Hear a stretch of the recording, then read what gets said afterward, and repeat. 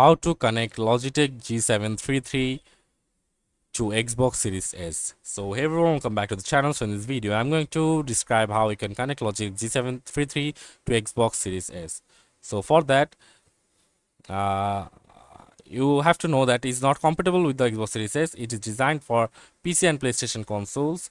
So it's officially not possible, but there are some workarounds, like you can uh, connect it like wired connection. Like while the G733 wireless, you could potentially use a wired connection by plugging in a 3.5 millimeter audio cable from the headset into the controller's headphone jack. This could allow you to hear game audio but not use the headset's microphone or advanced features.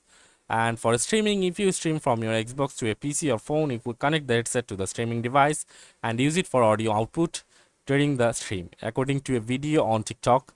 And you can use it as alternative headsets. Like, consider purchasing a headset designed for Xbox consoles such as the Astro A20 wireless headset Xbox version or other Xbox compatible models. So that's it for this video, guys. See you on the next one.